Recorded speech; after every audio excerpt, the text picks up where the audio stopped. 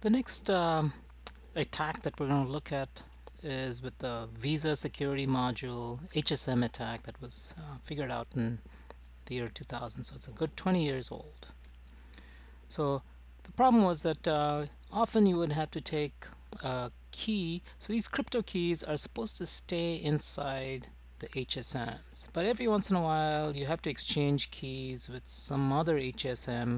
It might be in a, let's say, between banks, so this destination HSM might be in a different bank, or maybe just in a ATM in the same bank as the source HSM. But somehow you have to take it in a confidential way from one HSM to another. So there are all these rules that you have to use to protect these keys. Ideally, these keys would only stay inside the HSM, would never come out. But of course, you know that we have to share keys, so eventually you do have to generate these keys.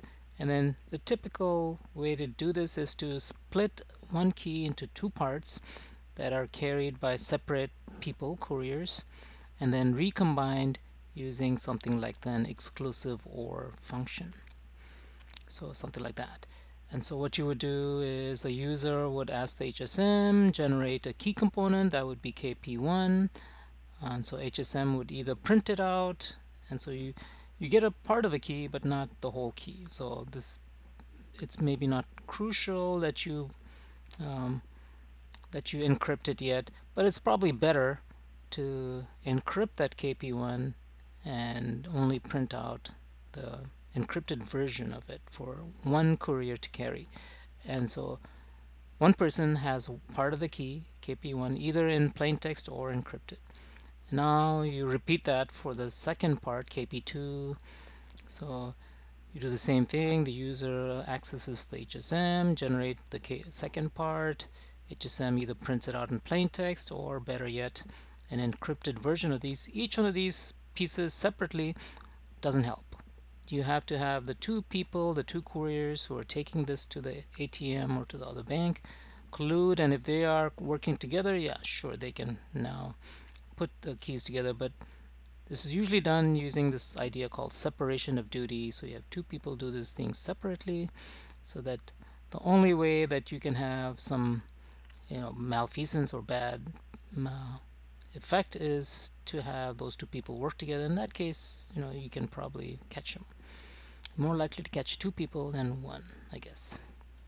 Okay, so the idea is you have two parts of a key that you're sending, and then once you get to the destination HSM, which might be just an ATM, you combine them. So a user would enter in, let's say, the encrypted version of one key, and then the second user would come in, second, that is courier, would come in and enter their part of the key, the second part of the key, also encrypted, let's say, and that goes into the HSM, and then the HSM will give you a combination of those two things. So it'll decrypt this first part, KP1, it'll decrypt this KP2 from the two people, do an exclusive OR, and then encrypt it using this master key. So didn't mention that, but you use a master key that the HSM already knows. Both HSMs, the source and destination, already know this master key. Okay, so this looks like this was actually used, and so there were special commands or instructions to take for the HSM to take two things that are encrypted, decrypt, exclusive OR, and then re-encrypt the exclusive OR output, and then give that to the user to use. Okay, so a couple of key things. This should be private to the HSM, shouldn't come out, and it should be, you know, a good key. But it turns out there's a way to attack this, and the idea is called XOR to null key. That is a single operator. You know, typically a single operator shouldn't give one part of the key, but a programmer pretending to be an operator could feed the same part twice. So it's not two different parts of a key, but it's the same thing, just make up some random number. And then if you remember from what an exclusive OR does. If you take two things and if you take one thing and exclusive OR it with itself, it'll produce all zeros. Okay, so that turns out to be the main thing in this attack, is that you're exclusive ORing two things to give you a 0. If you can do this, if you can pull this off, then what happens is, so here is the illustration. The user the operator or programmer punches in or sends a message to take this key, encrypted. Of course you can encrypt it, that's not a problem. It's the decryption that's the problem. And so you take a made up number and then you type in the exact same number for this HSM to combine. And so the HSM, once again as before, it'll decrypt this. It knows the master key. It'll decrypt this. It's the same thing, but it'll decrypt it. And then it'll do an exclusive OR of the same, it's like A exclusive OR A, which is guaranteed to give you 0, and then encrypt it. So now you know that if you have exclusive OR one thing with itself, you get a 0, and so now you have a key that is 0. And usually the assumption is that if you have a key of 0, that means that if you use that for encryption, then you're actually not encrypting. So pin numbers, if you're encrypting with this combination, you're basically not encrypting, and so now you have pin numbers flying around in the clear, which is a really bad thing. Okay, so that was one attack, exclusive OR to null. We'll see more about this later. If you're not sure exactly how this works, we'll talk about it more in the coming weeks. Another type of attack involves a type system. So these ATMs are usually simpler than HSMs, and they only have one master key usually, and they need to be sent terminal communication keys or session keys for any kind of cryptography going over some link. So if you're communicating between an HSM and an ATM, you need a terminal communication key to do that communication. So somehow you have to get these TC1 keys encrypted into the ATM. How do you do that? Well, you have this huge programming environment, the security API, and the problem is there are types, and these types specify things like access control. So for example, pin derivation keys, which we talked about a little bit earlier, share the same type as terminal master keys or TMKs. Encrypting these communication keys for transfer to an ATM uses exactly the same process as calculating a customer PIN, and back in that time it was just DES encryption, which is strong, but you don't have to break the DES encryption, but you can break the protocol. So you don't have to break the crypto. DES actually is broken pretty much, but you don't have to. Even if you use this in a if you use a different encryption scheme, you can still break this because there's a problem with the protocol. And this is what the author actually figured out.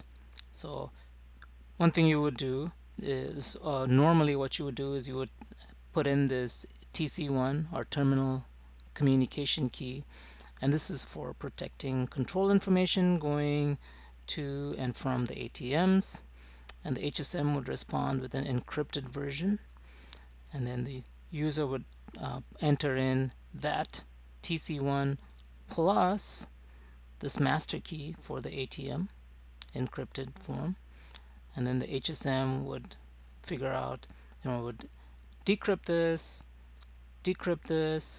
use this master key to encrypt the TC1 and give it to the user, and then you can, the user is actually a programmer, so a program can use this to do encryption after that.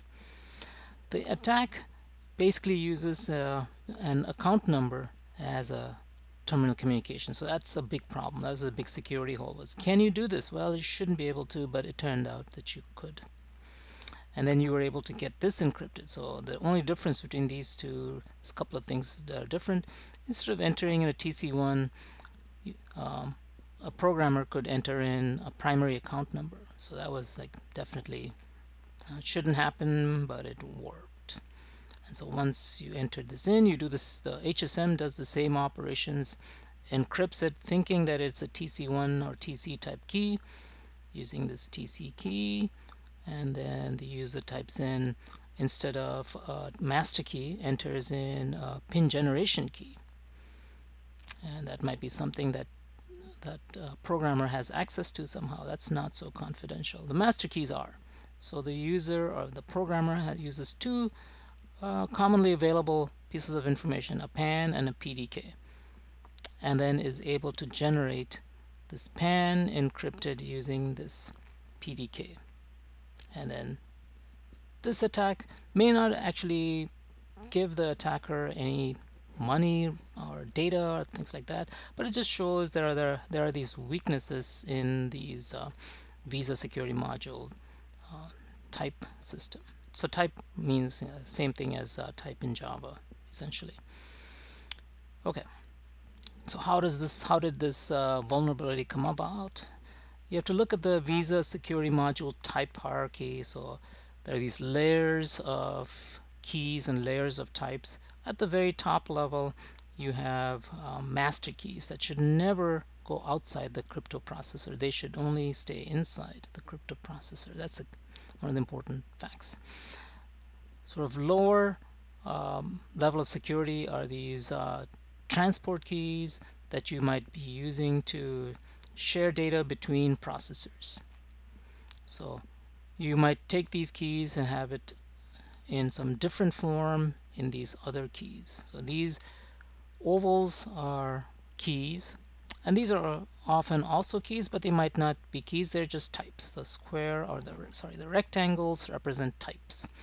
So the idea, the weakness comes about in taking something that should be secret, storing that in some type of object that could be used for things that are not so secure.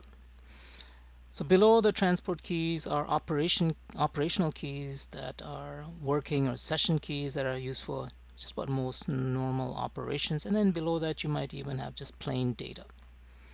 So the weakness comes about that if you are able to take these master keys, somehow move them into these types which have less protection, then that's a big problem. So these are key typing systems. They should be protections. So usually there are protections. You can't just take anything and make them, put them in anything else. So this type system assigns type information to the keys for things like fine-grained access control, so that these things cannot be accessed by programmers, whereas maybe these things can. So very important way of organizing code in a hardware security module, and everything should be done in a safe way. And so this, in the case of the Visa security module, if you look at the diagram that shows you how you can transfer information from one form to another, this is a representation of how you can do things. And they're not, it doesn't guarantee that every time you want to change a TMK or a pin number into something that it'll happen. Of course, there are functions. So these arrows go from one box to another are actually commands or functions that convert one type to another. So, and also the other thing to keep in mind, other two things, is that if you have something like TMK underscore I, this is data encrypted with a key of type TMK, for instance. Okay, as TMK is a master key. It definitely shouldn't be leaving. So this by itself is okay, right? This is just data encrypted using this master key, which is oftentimes fine. You can take that out of the crypto processor, but as long as you don't take out the TMK out. Okay, and then the one other piece of the puzzle is that you can have these things called clear, which is just a source of user input. All right, and so this gives you how an information, or sort of just a diagrammatic view of how types are converted. And it turns out this is how the type system attack was found. You can take things that you can enter in from the user, and under some conditions you can transfer it to a TC key, and then you can encrypt it using the TMK. So, and this ends up giving that attack that we just talked about. So This was how doesn't always work. Not every arrow will actually work. If you're not supposed to be using it, it won't work. But it turns out there was a combination of functions that you could call that made the type system weak enough to maybe use for something bad. Okay, in the next video we'll take a look at the IBM hardware security module.